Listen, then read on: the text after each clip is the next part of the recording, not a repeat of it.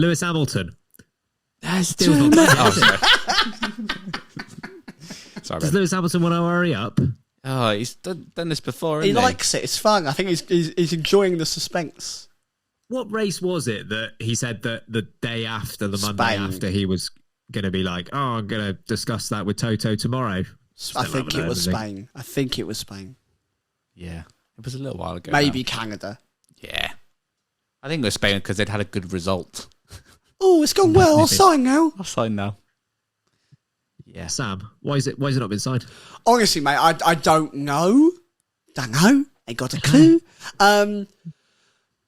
Maybe he needs some confirmation that the car is going to go in a direction that he is asking it to and he's comfortable with, and he believes he knows the R&D direction that the car needs to go into, because he said when they suddenly came into the new spec that they're on now, right, that they brought to Silverstone, that is the direction that he said the car should go in. He's come out and kind of hinted quite obviously that that's the development he always wanted the team to go down in the winter break, and they came back with their zero side pod concept again that he wasn't happy with. I wonder if he wants some kind of, if I'm here for another couple of years before I retire, I want confirmation that you're going to listen to me, we're going to go in my direction, and we're going to make a car that suits me and works for me. And I wonder if they're just a bit like, you're really good in the car, Lewis.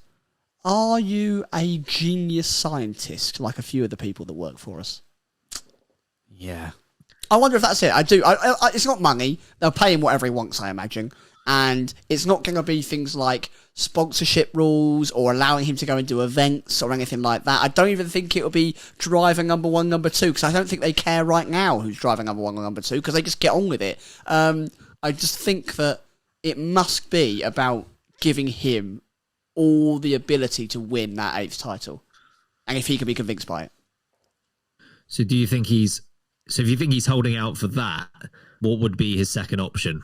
Going or somewhere else? He won't sign for another team. Yeah. You think it's just Mercedes or bust? Yeah, I mean, what's the point? He's here to win. He's here to win another title. And I think Red Bull are the only team that would take that on him. And Max Verstappen is, as much as they are having a little giggle on the sofa now and again, and they're all appearing on the Max Verstappen Experience podcast, what is the point in Max Verstappen going, oh yeah, the greatest rival that I've ever currently come across in Formula One? They'd never finish a race. No. Never again. Literally, they wouldn't make it into the car at that point. They'd be fighting. There is no point. It's stupid. Christian Horner, I think, even came out and said, logically, it just doesn't make any sense. Also, we'd be broke as a company, because together they'd be so expensive it would be ridiculous. It would be, arguably, the greatest driver pairing of all time. It would rival Prost and Senna, I think, if you were to put them both in the same team. Renner, as they're very commonly known. So, yeah, Hamilton could rival Prenner, but I just, it won't happen. So, Verstappen. Yeah, exactly. Verstappen. So, Ferrari aren't available, really. Aston Martin, too much of a risk. McLaren are building a project. It's Mercedes or bust.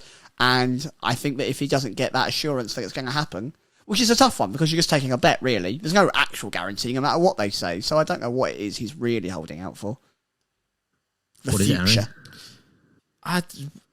Why? What's going on? I don't quite understand. I was with Sam. The only thing I could probably logically think of here is that he's trying to be convinced of next year's car. But as you say, they can do all the convincing they want. He's been there long enough now that he knows what they can do. What would he need to see? So even that as an argument, I don't really believe. How long can that go on for? Well, exactly. So I just don't quite understand. And he consistently keeps saying, "I could still be here for how many more years? 5 years, I think." Yeah. But it's just a confusing one. Why they haven't put pen to paper yet. And done that deal. So, and as you say, I don't see he wouldn't go anywhere else. I think even if I'm not saying that he wouldn't be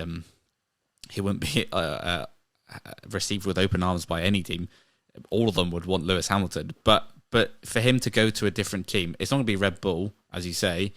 Then the rest of them are projects, and I think Hamilton's slightly too late in his career to go off and do a project now. It's not Fernando Alonso, where Fernando is literally happy to be like, I'll just keep moving up the grid if I because can. Fernando's never retiring, so Well, that's true. why.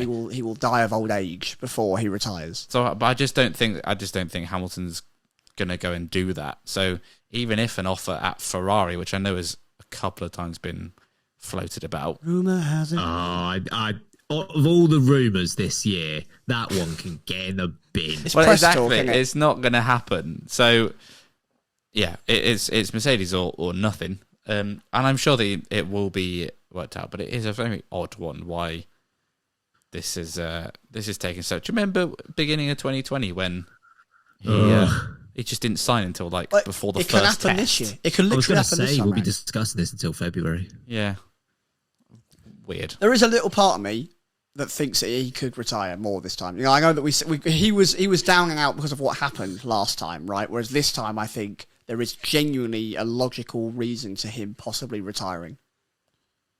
I mean, yeah, it could. I just all the noises he's made Yeah. that doesn't scream as of a driver that wants to retire. But Would it shake the entire F1 grid if Lewis Hamilton were to depart? If a Mercedes seat became open? yes, doesn't matter. It would be the same as when Vettel retired, but on drugs. Yeah. Like, it would be Give it that Fernando times until 10. end of season. All that time, Fernando's been after a Mercedes seat and he gets it, and it won't be a dominant car. No, they've dropped to the 8th fastest car. Aston Martin will be him. Just cry. McLaren win the championship. With a Honda power unit. Can't imagine. Oh, man. Yeah, I don't know what's going on either to make it 3 out of 3. I'm not too sure, because surely at this point, you either know or you don't know whether it's going to work out next year. I know that concept-wise, they seem to be on a better path than they were last year, and maybe there have been rumblings that Mercedes want to be competing for wins later in the season. Maybe Lewis Hamilton is sticking around to see, does that actually happen? Do they make any progress? And if they don't, maybe at that point he doesn't want to. But to your point, Harry, it sounds like he wants to stay. So I guess he's just working out what is the cost of him staying. You know, how bad can the team be for him to want to stay? Like, if it's a championship winning team, sure. If it's a winning car, sure. If it's a car that competes for podiums once every 5 races, maybe he's not fussed. I don't know exactly, but I hope, based on how winter putting together schedules in the winter, I'm kind of hoping that he doesn't sign until February, because this could get Get to us the through a content, few Lewis. episodes in Jan. Yeah. Mick Schumacher's So- in his ear like, hello, please retire. Have you ever heard Lewis. of Mick Schumacher? That's exactly how he talks. Hello. Yeah, I'm Mick Schumacher. Okay. So I don't think Mick Schumacher's getting in the seat. Sorry, Ben. Should put that out there. Just to your point, waiting to the end of the season, towards the end of the year, see if there's any race wins. I saw today that Toto said they're probably just going to start concentrating on 2024.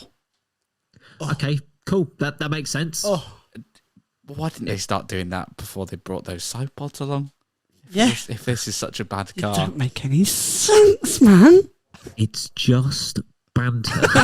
Mercedes banter. oh, Toto. Yeah, you know what? It's a great question. We do logic here on the Late Breaking F1 podcast, apparently. So yeah, I don't know why he's waiting. As you say, I think they'll pay him whatever they want, because they make that money back. I'm pretty sure, right? They will make a return on that just by him being on the team from a pure marketing perspective. So I don't think it'll be cash, but who knows what it is. Do you think they need to prepare a backup plan, Sam? Yes. I mean, What should it be? I don't do forward thinking. Yeah, it's me, Schumacher, Mick. or whoever that is. Mick. It's yeah, boy. The Shoemaker. I honestly, Mercedes, they're genii. I am not. And when was the last time they didn't have a backup plan? Cough. Nico Rosberg. Worked out all right, didn't it? Oh, yeah, but then Bottas was kind of always in the wings. My like, point a being- bit sooner than I guess they expected. My but- point being, they are the ultimate bad gal. Are Mercedes? They just keep stringing you along, right? They've got a driver on the hooks on the fishing rod, right? And they just kind of keeping them there, like, oh, we're not going to reel you in yet, mate, because we don't quite need you. And one day they'll just let it bite and let it go because the time will have come. But they will have someone in the pipeline. Pascal Wehrlein. It's Pascal your time. is still there. So is Gutierrez, I imagine. Esty Goots is hanging on by a thread. Go on, Esty. They, their junior program as well goes a little bit under the radar, right? They've got Vesky the Bestie. Leading F2. Leading F2, right? He's doing well. Probably a little bit too early to thrust him into a Mercedes seat. But for a one-off season, Mick Schumacher is an option, right? He has got experience in Formula 1. You let Russell lead the team, give him some time. Maybe it's an option. The other option, of course, which would follow the same path that Lewis Hamilton himself did follow, and it has been spoken about quite a lot, is Lando Norris stepping up from McLaren to Mercedes. And I feel like Lando Norris is the man constantly on the cusp of signing a major deal with someone, and it just never happening. The other person that I would look at, despite him having a contract and doing brilliantly and everyone loving him, is Alex Albon. Albon! Williams engine. James Vowles is a great pal of Toto, if you didn't know. And I think that him and George in a team would have a lovely time.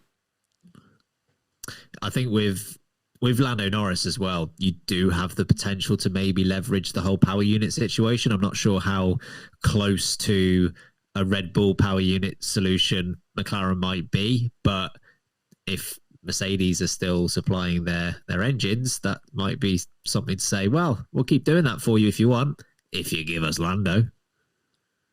Give us Lando, or we're going to give you an engine from an A-class. Yeah. And you know how they drive, mate. They're not quite as quick as F1. There you go. You heard it here first. Thank you very much for confirming that. And on your other two options, I think I'd take Alex Albon in the car before Mick Schumacher. Yeah, I agree. Be interesting. Harry, should they have a backup? Yeah. What should that backup be? They should have a backup. And I agree with all the options you've given there. Norris, yes, is probably the number one option you go for. Albon's number two. But I guess slightly worryingly for Mercedes, there's not like a proper clear one. They've always had a clear option, and they're normally sat in a Williams car just waiting.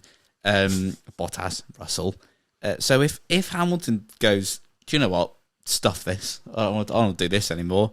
I'm retiring at the end of the year.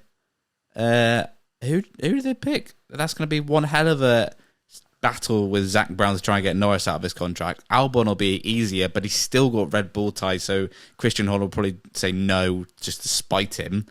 And that's a tricky situation for Mercedes to be in. Obviously, when Lewis Hamilton retires, it's always going to be tricky, and they've obviously got George Russell to sort of pick up the mantle, but a slightly worrying time for them because they've always had decent drivers in their car. And it'll be at the moment, if it happened right now, which it probably won't, but if it happened right now, it's a bit of a struggle for them, I'd say. Are Mercedes at risk of being at the very start of what I'm going to call the Ferrari syndrome that they brought upon themselves through the Michael Schumacher era, right? He steps away. They go on to achieve not a lot of success, really. Obviously, we'll just Kimi, but like it wasn't exactly, maybe handing him the title. And since then, nothing. Dominant drivers coming through, a lot of great youth talent. The car is almost there. Are Mercedes at that point where they are about to run out of options? Being as useless as Ferrari takes a lot of skill. It's hard. It takes a lot of experience. So they've got a long way to go. But would you have said that about Ferrari in 2004? Would you have gone, they could now be this? I was 8, so I was a bit stupid back then. I mean, you would say, but those times always have to come to an end. And when Schumacher left, so did Brawn, so did Jean Todt a year later, Rory Byrne. They all went at the same time, and maybe this is the same sort of thing, but it's not happened yet for Merc.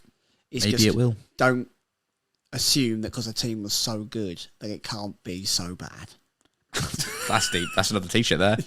So good, so bad. You know who would be the first person knocking on Toto Wolff's door the day that Lewis Hamilton walks away? Fernando Alonso. Nico Hulkenberg.